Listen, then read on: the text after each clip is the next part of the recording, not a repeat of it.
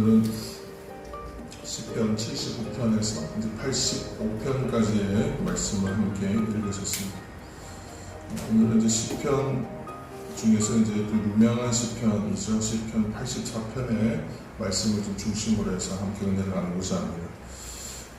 이제 시편 84편을 좀 이제 펴놓고 이제 함께 우리가 함께 이제 나누겠습니다. 이제 1절에 이제 보시면 이제 어떠한 분을 향하여 이제 우리가 이 이야기를 하는가, 찬송하고 고백하는가, 이제 시작하는 이야기가 이제 바로 만군의 여호와 하나님 이렇게 이제 고백하면서 시작하거든요. 그런데 이제 우리가 이제 4절을 이제 읽을 때에 4절 읽을 때 그 앞에다가 이렇게 말을 좀 붙였으면 좋겠습니다. 4절 읽으실 텐데 하물며 이렇게 이제 접속사 앞에 하나 이제 꾸미는 말을 넣고 이제 한번 읽어보려고 해요. 그래서 4절을 함께 읽을 때에 하물며로 읽겠습니다. 하물며 주의 집에 사는 자들은 복이 있나니 그들이 항상 주를 찬송하리이다. 셀라. 왜 이제 하물며 그랬냐면 이제 3절 말씀에 보면 주의 제단에서 참새도 제집을 얻고 제비도 채끼 둘 보금자리를 얻었나이다. 그러므로 하물며, 그렇죠? 하물며 주의 집에 사는 자들은 어떻겠습니까? 복이 있겠죠, 그렇죠? 그들이 항상 주를 찬송하리이다. 복 있는 사람의 행동은 주를 찬송한다라고 이제 이렇게 우리가 바로 이어서 해석할 수도 있습니다. 근데 주의 집에 거하는 자가 복이 있다고 하는데 그 사람이 어떤 사람이냐? 곧 주를 찬송하는 사람이다. 이제 원래 좀 문맥대로만 이제 해석하면 레위인이나 선단 봉사자를 말하는 것이죠. 1차로는. 그렇지만 그 의미는 하나님 앞에 나아가는 사람, 하나님 앞에서의 삶을 사는 사람을 이제 얘기하는 것입니다.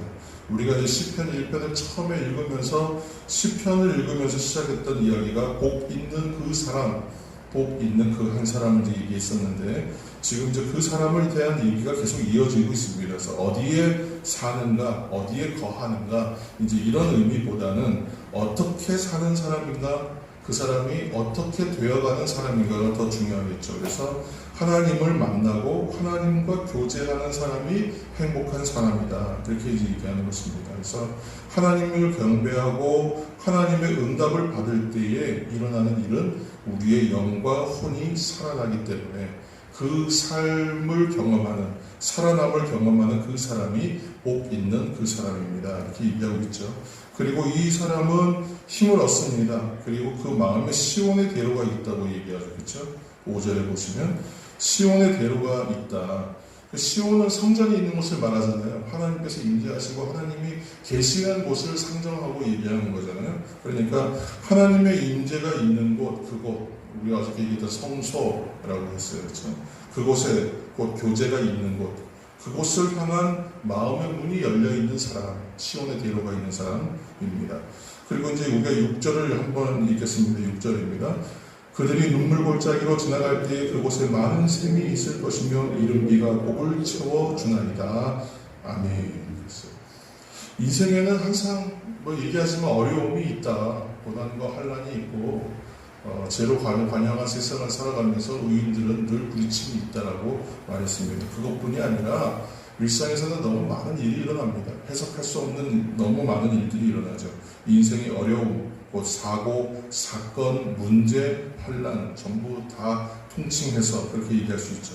그래서 항상 이 문제들이 우리에게 부딪혀 옵니다. 그래서 오늘 성경에서는 눈물골짜기와 같다 인생이 그렇게 얘기하고 있어요. 그래서 물이 귀한 특히나 팔레스타인 지역에 우리가 이제 나중에 이제 수년 후라도 한번 이 지역에 한번 가보고 오면 이제 성경의 말씀들을 읽을 때 그것이 그냥 막연하게 느껴지는 것이 아니라 그림이 잘 그려질 것 같아요. 그런데 물이 귀한 팔레스타인 지역에서 시온을 향하여 이제 예배하러 가는 거죠. 예루살렘을 향해서 가면서 눈물 골짜기와 같은 순례길을 갈 것이다.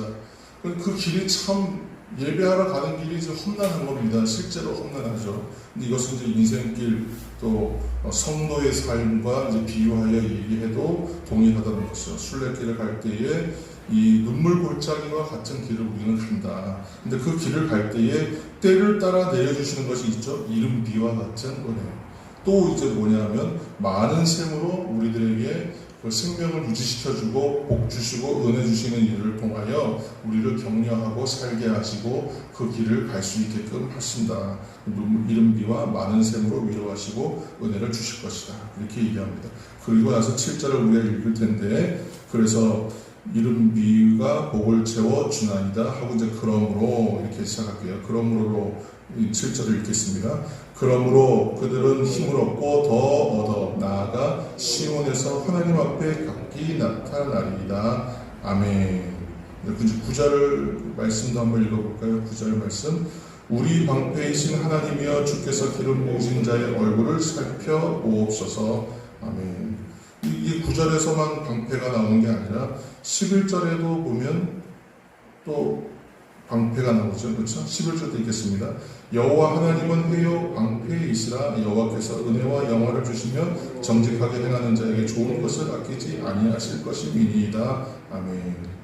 그리고 이제 오늘 읽은 시편들 안에 하나님을 가르칠 때 뭐라고 하냐면 만군의 하나님이라고 좀 강조해서 표현하는 표현이 많이 나옵니다. 9절에서 먼저 이제 풀면요. 방패이신 하나님, 그렇죠? 그리고 기름 부으신 자의 얼굴을 살피신 하나님이시다 이렇게 얘기하잖아요. 그리고 11절에도 방패요 보호자요 이렇게 얘기하잖아요. 그런데 한 절 말씀 더 읽고 이제 이야기하겠습니다. 80편 3절 우리 말씀 한번 읽을까요? 80편 3절 읽고 다시 우리 본문으로 다시 돌아오겠습니다. 80편 3절 읽겠습니다. 하나님이여 우리를 돌이키시고 주의 얼굴빛을 비추사 우리가 구원을 얻게 하소서. 아멘. 시편 80편에는 그 얼굴빛을 비춘다, 빛을 비춘다라는 표현들과 만군의 하나님을 계속 반복해서 똑같이 쓰고 있어요. 그래서 이것은 특별한 은총을 말하는 거죠. 그렇죠? 얼굴을 비추신다, 얼굴빛을 살피신다 이런 표현들이 나오면 이제 특별한 은총을 주신다. 곧 우리의 방패요 곧 보호자이신 그 하나님께서 기름 부으신 자의 얼굴, 하나님께서 택하신 성도의 삶을 살아가는 사람들의 얼굴을 살피신다. 그 생활을 세세하게 살피신다. 여기서 그 얼굴 살핀다는 얘기는 아주 세세하게 살핀다는 의미고, 실제로 삶을 살아가는 데 있어서 생기는 여러 가지 문제들과 그 마음과 생각과 또 결정하는 바와 그 모두 전체를 통칭하는 거예요. 그래서 그 삶을 하나님께서 살펴보신다. 그리고 나서 이제 유명한 구절이 한 절 나오죠. 10절 말씀 우리 함께 읽겠습니다. 주의 궁정에서의 한날이 다른 곳, 시편 84편 10절입니다.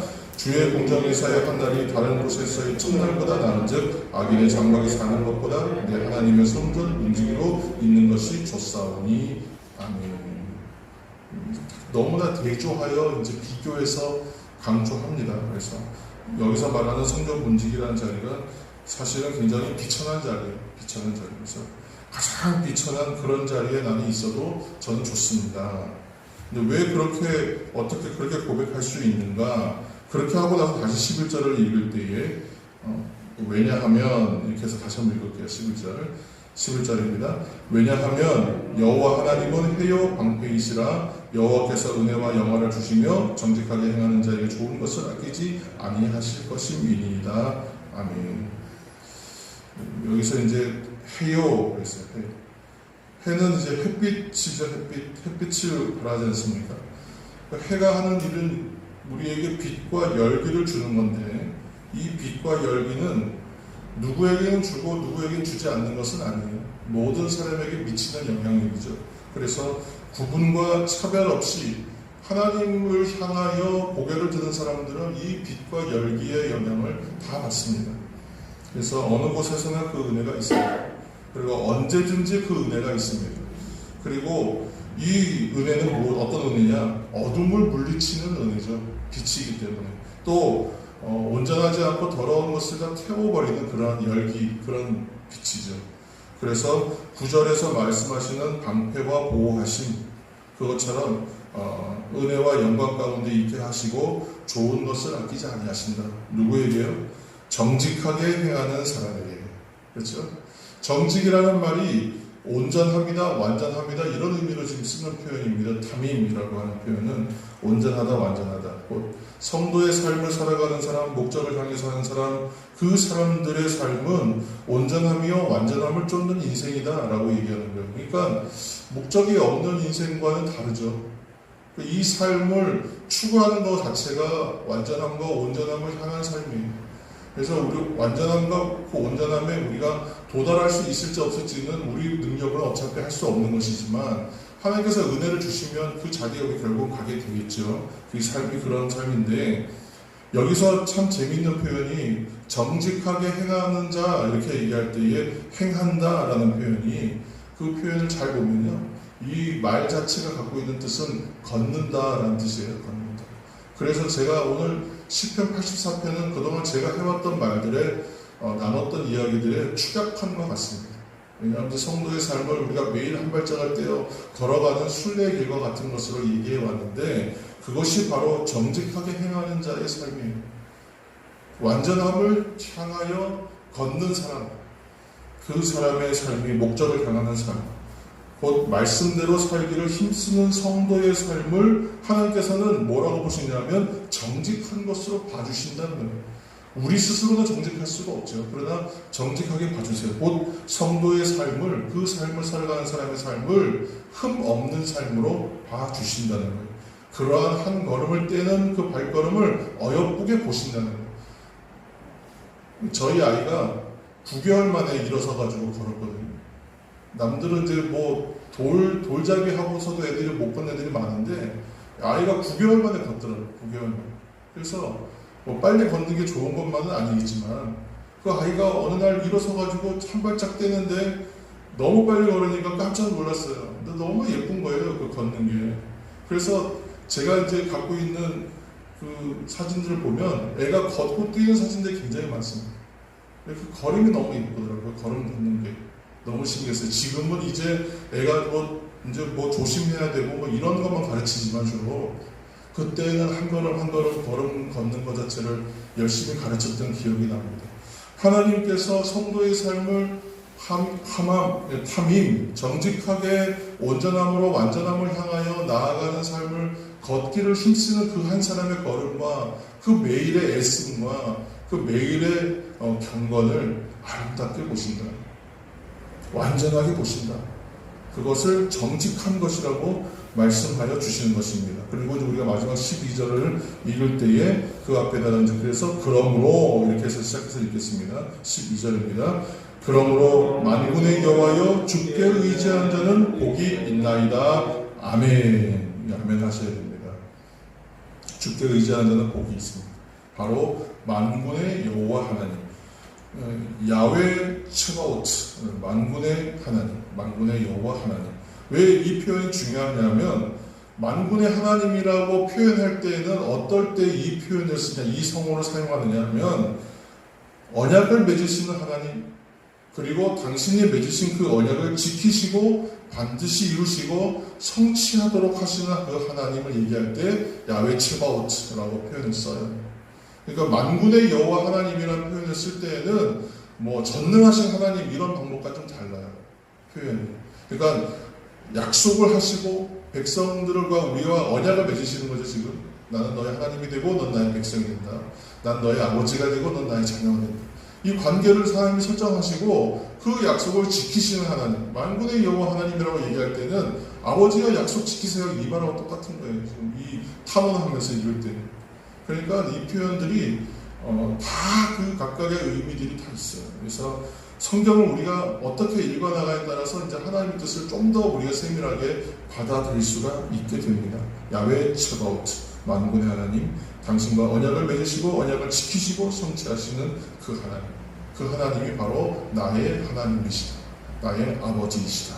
이렇게 지금 고백하고 있습니다. 그러므로 하물며 주의 집에 거하는 자가 복이 있습니다. 라고 지금 얘기하고 있고 그 인생이 바로 내가 걸어가는 그 인생입니다. 나를 정직하게 보아주시는 하나님 앞에서 나는 오늘도 한 발짝을 걷습니다. 그러므로 주의 집에 거하는 인생은 어떤 인생이라고요? 주의 궁정에서 사는 그 하루가 온전하게 또 귀환하며 성전에 문지기로 있는 것도 저는 좋습니다. 내가 어느 곳에 처하든지 어떠한 비천에 처하든지 그것은 상관이 없습니다. 내가 지금 그 앞에서 그 정직하게 보아주시는 하나님의 시선과 그 약속을 받고 있는 인생으로서 나의 인생이 내가 나 되어가고 성도 되어가는 삶이 저는 너무나 좋습니다.